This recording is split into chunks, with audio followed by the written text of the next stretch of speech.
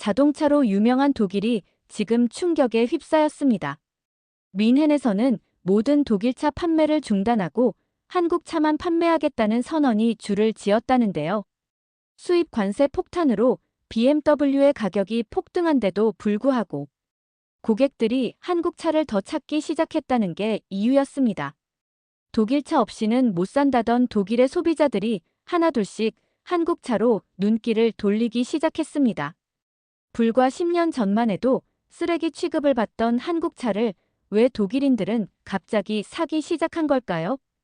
영상을 보기 전 구독과 좋아요 눌러주시면 영상을 제작하는 데 있어 큰 힘이 됩니다.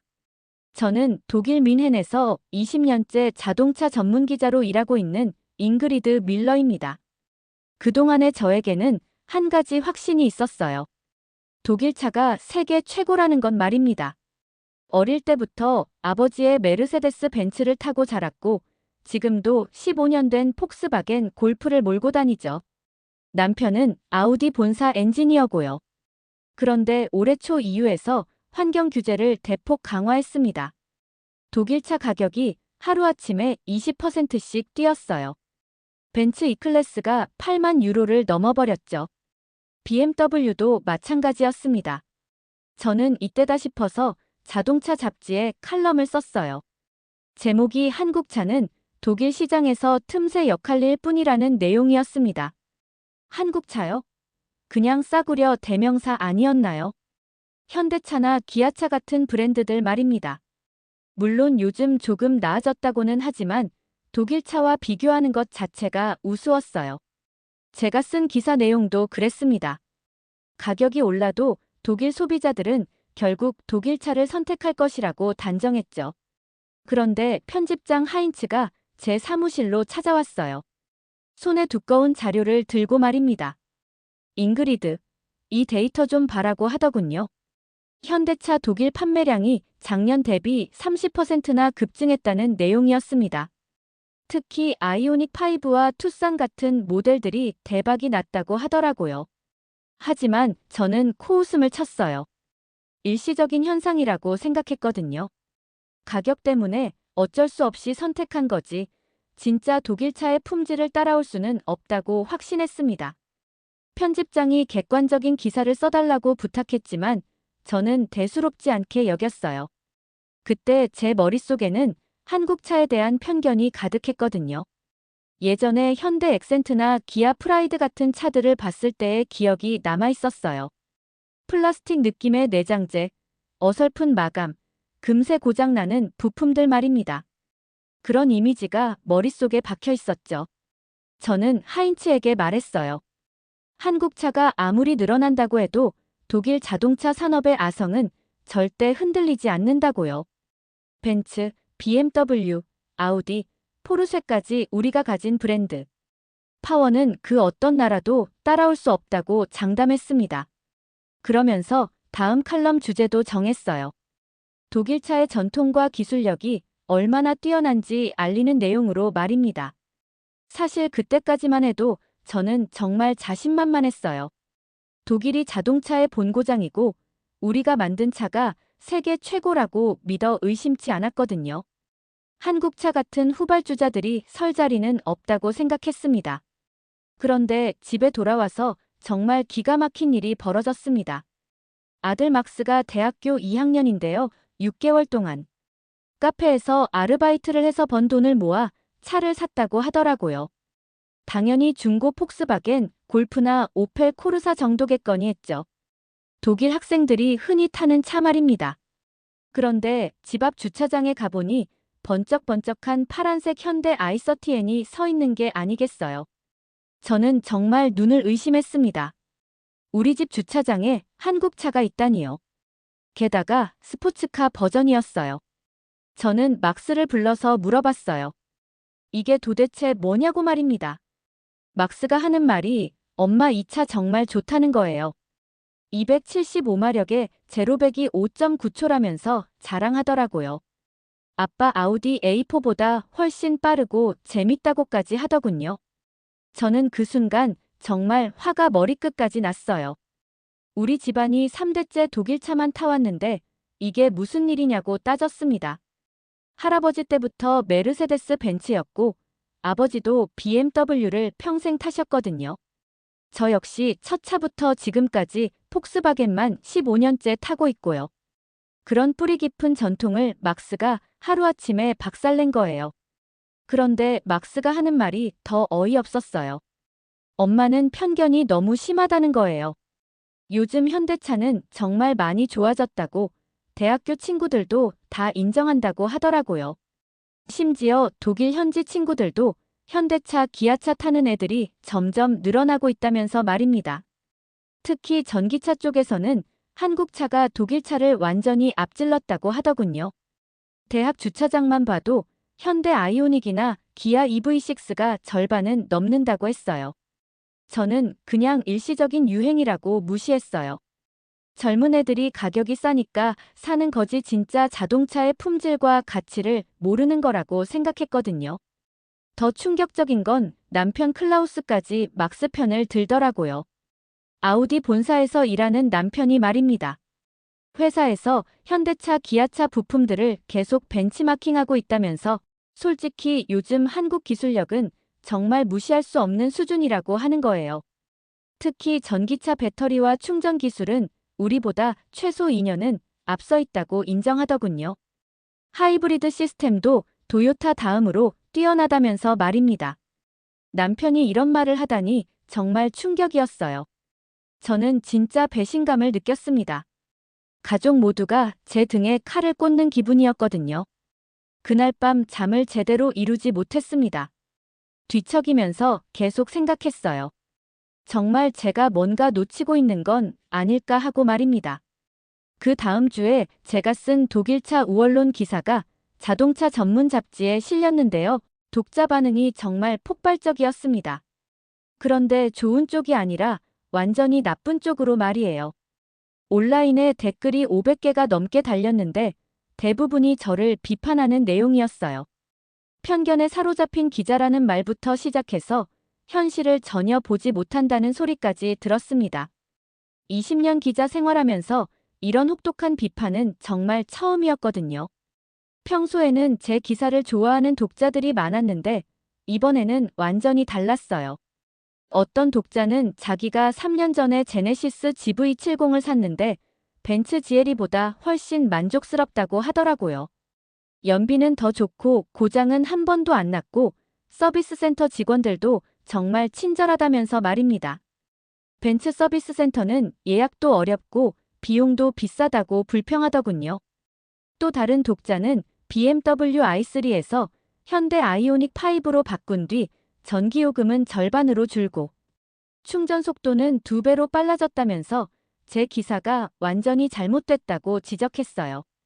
심지어 포르쉐에서 일한다는 엔지니어도 댓글을 달았는데 우리 회사도 한국 배터리 기술을 따라가려고 정말 애쓰고 있다고 하더군요. 정말 당황스러웠습니다. 이런 반응은 처음 겪어보는 일이었거든요. 평소에는 제 기사에 동조하고 응원하는 댓글들이 대부분이었는데 이번에는 정반대였어요. 편집부에서도 완전히 난리가 났습니다. 편집장 하인츠가 급하게 제 사무실로 찾아와서 독자들 반응 좀 보라고 하더라고요. 시대가 급속히 변하고 있는데 너 혼자만 20년 전 과거에 머물러 있다면서 따끔하게 말하더군요. 구독자들이 구독 취소까지 하고 있다며 정말 심각하다고 했어요. 더 충격적인 건 제 동료들 반응이었습니다. 20년 동안 함께 일한 사진기자 한스가 조심스럽게 제 사무실로 찾아왔어요. 그런데 하는 말이 잉그리드, 나도 이번 기회에 솔직히 고백하겠다면서 제네시스 GV70을 샀다는 거예요. 처음엔 설마 하고 농담인 줄 알았는데 정말 진짜더라고요. BMW X5를 무려 12년 동안 타다가 작년에 갈아탔다면서 정말 만족스럽다고 하더군요. 한스가 열심히 설명하더라고요. 마사지 시트에 공기청정기에 뱅앤올룹슨 프리미엄 오디오까지 다 들어있는데 가격은 BMW보다 30%나 싸다면서 말입니다. 게다가 서비스도 친절하고 연비도 훨씬 좋다고 자랑하더라고요. 저는 정말 할 말을 잃었어요.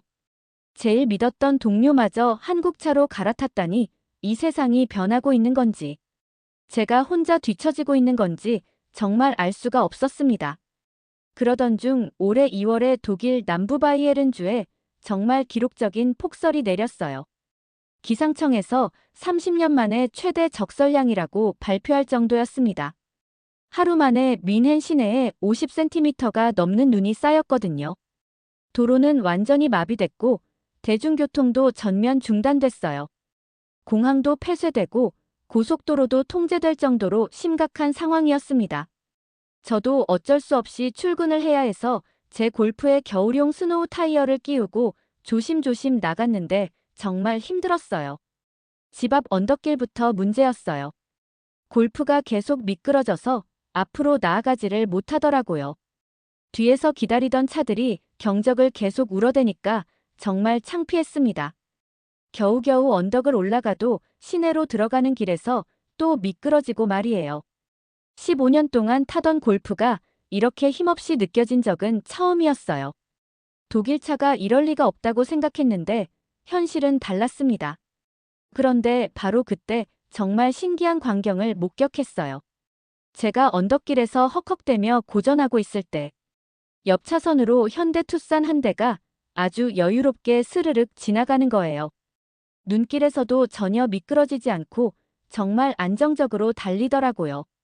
운전자는 심지어 커피를 마시면서 라디오를 듣고 있었어요. 저는 정말 어이가 없었습니다. 독일 차인 제 골프는 이렇게 고생하고 있는데 한국 차는 아무렇지도 않게 지나간다니 말이에요. 처음엔 그냥 우연일 거라고 생각했는데 그날 하루 종일 비슷한 상황을 계속 봤어요. 현대 코나나 기아 스포티지 같은 한국 SUV들은 눈길에서도 정말 잘 달리는데 독일 차들은 유독 고전하는 모습을 여러 번 목격했습니다. 심지어 BMW X3도 미끄러져서 갓길에 세워져 있더라고요. 아우디 Q5도 마찬가지였고요. 정말 이상했어요. 그날 저녁에 이웃집 토마스 아저씨를 만났는데 흥미로운 이야기를 해주시더라고요. 자기는 현대코나 전기차를 작년에 샀는데 겨울에도 배터리 성능이 정말 안정적이라는 거예요. 히트펌프 시스템이 들어있어서 추운 날씨에도 연비가 크게 떨어지지 않는다고 하더군요.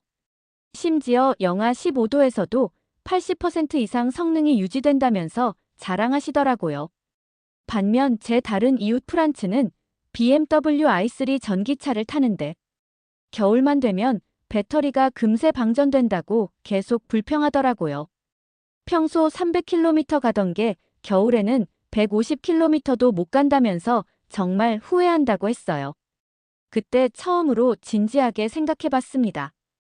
혹시 제가 뭔가 중요한 걸 놓치고 있는 건 아닐까 하고 말이에요. 특히 그날 저녁 뉴스를 보니까 독일 전역에서 눈길 교통사고가 200건 넘게 발생했다고 하더라고요. 대부분이 독일 브랜드 차량들이었어요. 그런데 신기하게도 현대나 기아차 사고 소식은 거의 없더라고요. 혹시 우연의 일치일까요? 그 이후로 저는 정말 잠을 제대로 잘 수가 없었어요. 계속 생각이 났거든요. 혹시 제가 정말 잘못 알고 있는 건 아닐까 하고 말입니다.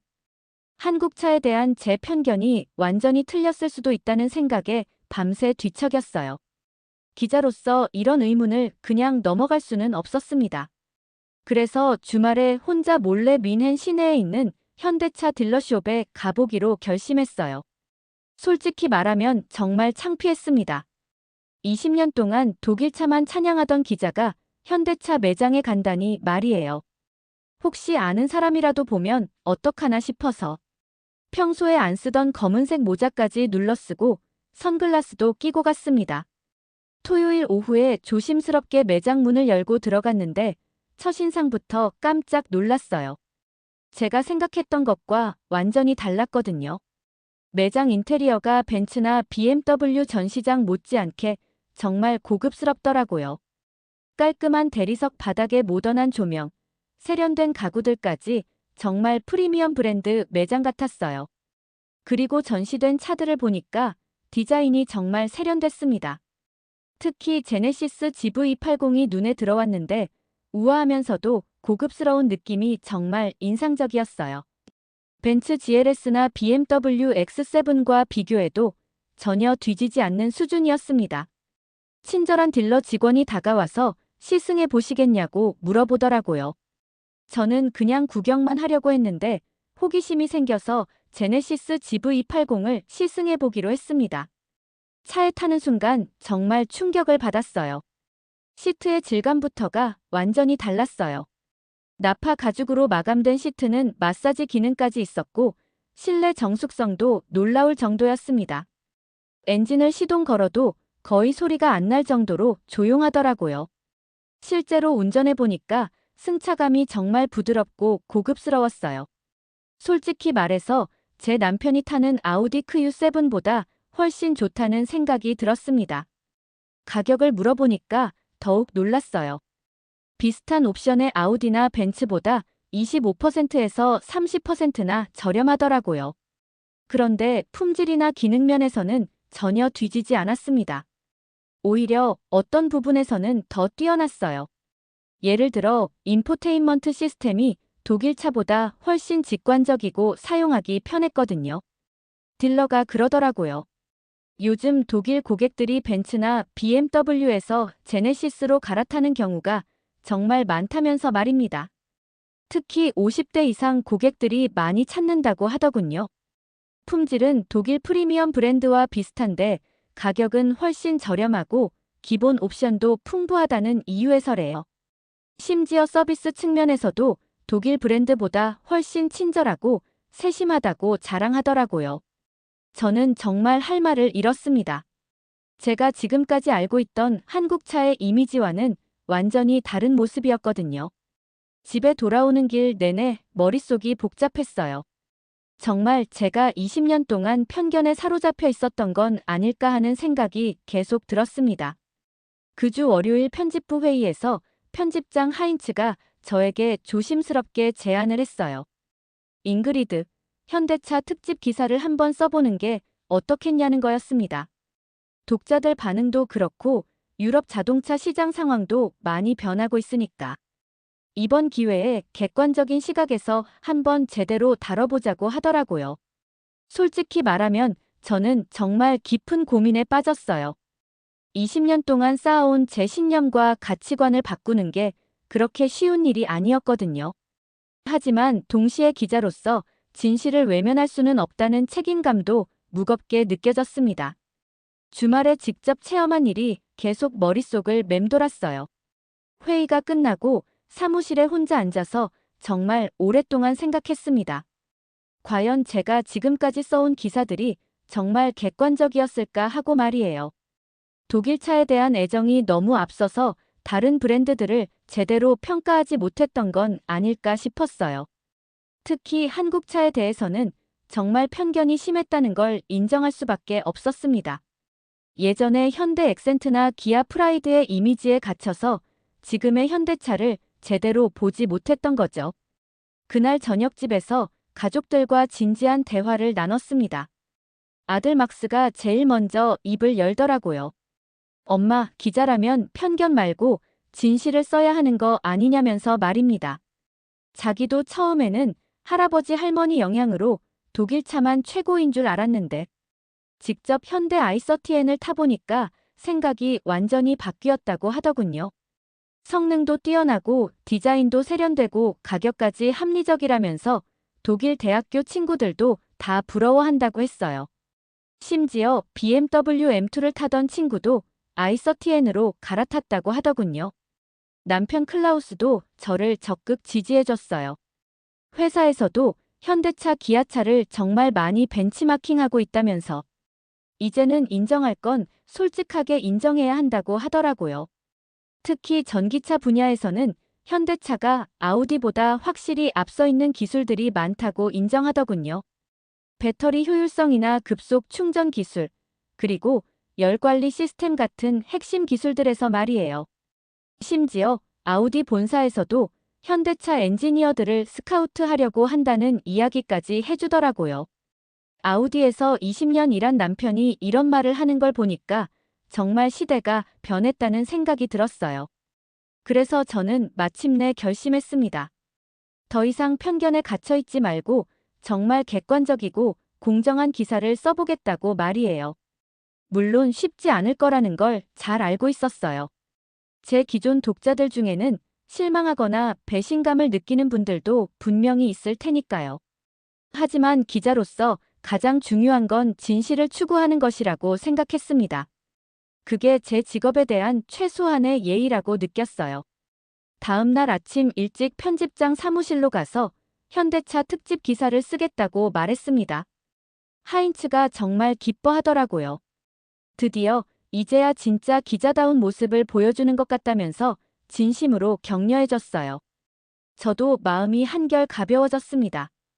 더 이상 과거의 편견에 갇혀있지 않아도 된다는 안도감과 해방감이 동시에 들었거든요.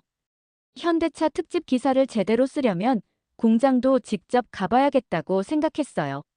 그래서 현대차 유럽 본부에 연락해서 체코 노쇼비체 공장 취재를 요청했습니다.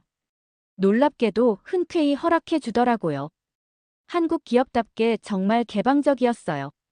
독일 자동차 회사들은 보통 기자 출입을 꺼리는데 현대차는 완전히 달랐습니다. 체코 공장에 도착해서 정말 깜짝 놀랐어요.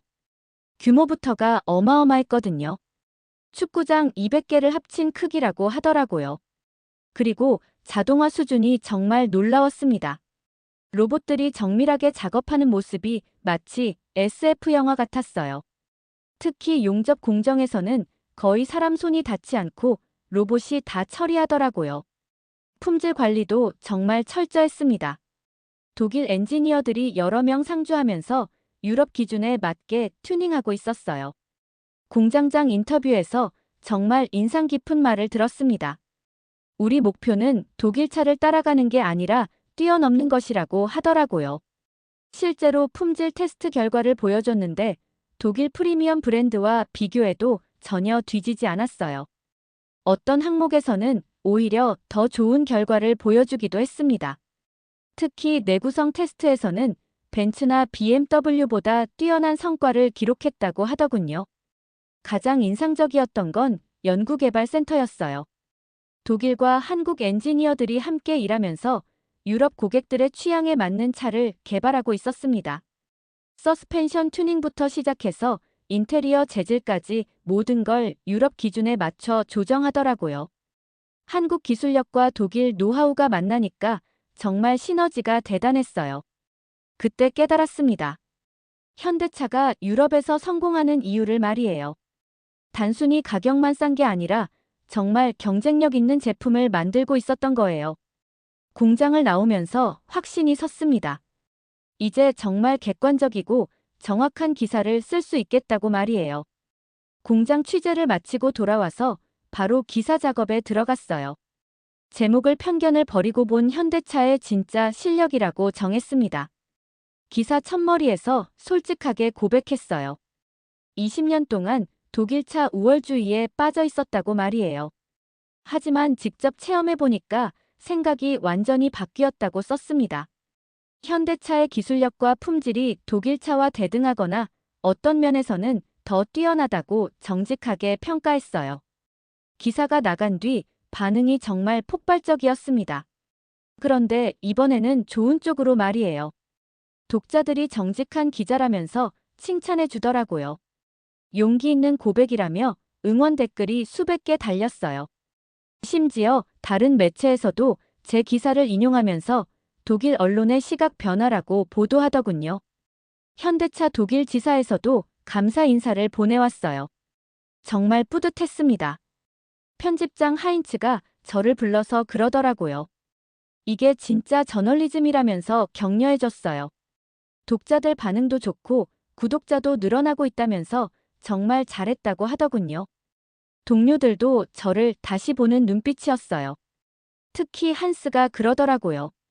역시 잉그리드답다면서 진실을 추구하는 기자 정신을 잃지 않았다고 칭찬해 주더라고요. 가장 기뻤던 건 가족들 반응이었어요. 아들 막스가 정말 자랑스럽다고 하더라고요. 엄마가 편견을 버리고 진실을 선택한 게 정말 멋있다면서 말입니다. 남편 클라우스도 회사 동료들에게 제 기사를 자랑하고 다닌다고 하더군요.